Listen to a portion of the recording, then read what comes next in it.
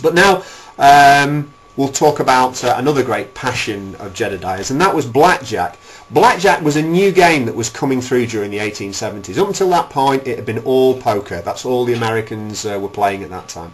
But blackjack came along, and this fascinated Jedadier because Jedadier realised that if you could actually control all four aces, then that would give you a fantastic chance of getting blackjack, because the aces will match with any one of 16 other cards to give you perfect blackjacks: the tens, the jacks, the queens and the kings. Okay, and Jedadier actually came up with an exercise to practice controlling where the aces were, and he wrote about it in his book. In fact, if we go down here, he's got some beautiful illustrations in here talking about his gambler's exercise and how he actually was able to control the aces. Now, I'd like to share this with you now and show you what Jedadier actually did. Jedadier would begin by taking an ace and actually demonstrating how a magician would control an ace. And he would do this. He would say, look, keep your eye on the ace, we'll place it on the top, and we'll now cut that ace into the centre. And they would then ask the audience, where is the ace of clubs? And they would say, it's on the top. And of course it would be, because Jedadier hadn't used any misdirection or any time misdirection. But of course, in a gambling situation, you would never get away with that kind of move anyway. In a gambling situation, you would quite definitely have to cut that ace into the centre of the deck, like so, which is what he did. Jedadier would then spread the deck and ask the spectator to point to where they thought the ace might be. And, you know, sometimes they actually hit it, sometimes they didn't. But it was important for him to demonstrate that the ace was lost. He then took another ace, and he would show that he wasn't placing it next to another ace. He wasn't going to place it between or at the side of one of the other aces. So in this case, the ace of diamonds goes on the top. He would then cut about half the deck, show there was no ace, show there was no ace here. He would then show there was no ace, and show there was no ace. And once again, he would then say, where do you think the ace of diamonds is? And the spectator would go in again and have a look. Close, but no cigar. Jedadier would then take the ace of hearts, and with the ace of hearts he would deliberately stick the ace of hearts towards the bottom of the deck. Okay, down towards the bottom. You can see it going in towards the bottom there. He would then take the ace of spades and place it on the top, and then cut away from where the ace of hearts was. No ace, no ace, no ace here, and last but no means least, no ace here. So now Jedadier had the four aces controlled into four separate positions in the deck. And to finish things off, he actually gave the deck a completely fair table griffle shuffle. And then he would actually say to the spectators, now, have you been able to keep track of where the four aces are? And they would look at him and they'd go, no, Jedadier, we haven't. And he would then say to them, well, that's the best reason in the world for never playing cards with a card shark. And of course they would go, wow. But Jedadier would stun them and say, you know, blackjack is a game that I love to play. But if you are actually playing blackjack, being able to control the four aces isn't enough, because that won't give you any blackjacks. If through that same cutting sequence you were not only able to control the aces, but you were also able to control a jack in the same suit and colour as each one of the aces, that would give you four perfect blackjacks, and that would mean that you would have four winning hands. And of course that is much better all the way around, don't you think? Oh yes, and Jedadier thought the same actually. Yeah. The thing is though, that back in the day, poker was still a game that a lot of people were making a lot of money from, and poor Uncle Jedadier couldn't get a game. Nobody would actually play poker with him because they knew of his skill. So he had to really stick to blackjack for quite a number of years. But eventually he realised that if he was to use a stooge, then what he could do is he could actually deal the good cards to somebody else, and then when they got back to the key at the end of the session and they got off the riverboat, they could actually meet up in the back and split the money between them. And that's what Jedadier then worked on for quite a number of years. And he came up with a method for being able to stack the aces.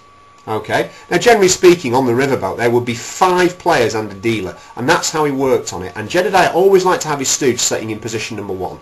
Alright, so I'd like to give you a demonstration now of how Jedadier would actually stack the aces to fall to his stooge, Steve, in a 5-handed game. Alright, does that sound like fun? Alrighty, let's have a go at that right now. Alright, the 4 aces, okay, the 4 aces actually have to be controlled to known positions in the deck. We have to have 2 of them 20 from the bottom and 2 of them 20 from the top. And here's how this happens. The aces go on the top, okay, and I'll do this very slowly for you. The first 2, here they are, they're going to go 20 from the bottom. And again, because Jedadier had the feel, he just cut them 20 from the bottom like so. Okay, the next 2 have to go 20 from the top. and Jedadier would cut those in like so. So now the second two are now 20 from the top. He now had to give the deck what's called a stacking shuffle. Okay, a stacking shuffle to get the aces into exactly the right position, and the stacking shuffle looked like this. It's done. The aces are now stacked. Okay, but there was one more thing that Jedadier had to get in to his controlling of the aces, and that was a cut, because nobody would ever let the cards be dealt without a cut being achieved like that. Alright, but believe it or not, those aces are now stacked to fall to Steve at hand number 1 in a 5-handed game. Now notice how I'm dealing these cards now. Okay, they're falling from the top of the deck. I'm not centre dealing, I'm not bottom dealing, I'm not second dealing. They're all falling from the top of the deck. Here's Steve's first ace. Okay, from the top, the ace of hearts. Let's go round again. Okay, and don't forget these have been stacked. Now if you've seen this before, it looks incredible. If you haven't seen it before, it still looks amazing. Watch as Steve gets the third ace. Alright, round we go. And just for effect, we'll leave the last one face down. Alright, now when you're playing poker, particularly in a high stakes game, it's always nice to see what you're up against. So let's have a look, shall we? What have we got over here?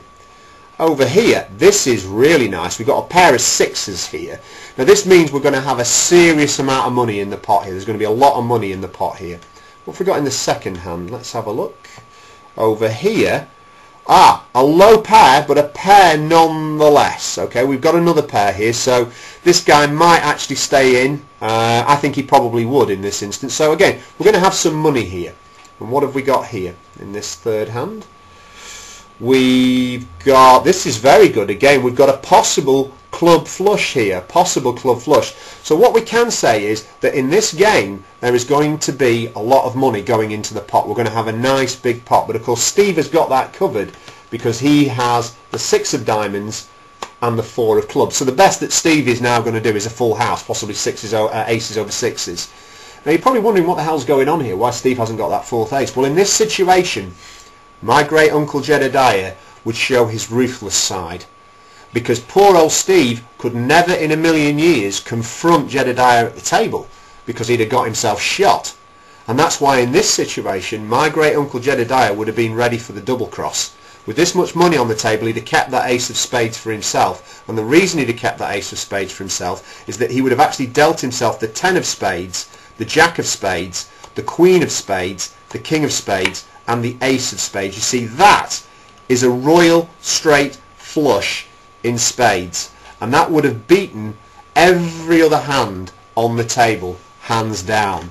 And that is why my great uncle Jedadier was able to make a fortune as a riverboat gambler sailing up and down the Mississippi, and that's why he was able to come back to the UK and write this book and do his lecture tour. And if you want to find out a little bit more about my great uncle Jedadier, get on eBay and see if you can pick up this book, because there's some great stuff in it. Thanks ever so much for watching, all you guys, and remember, never play cards with a card shark.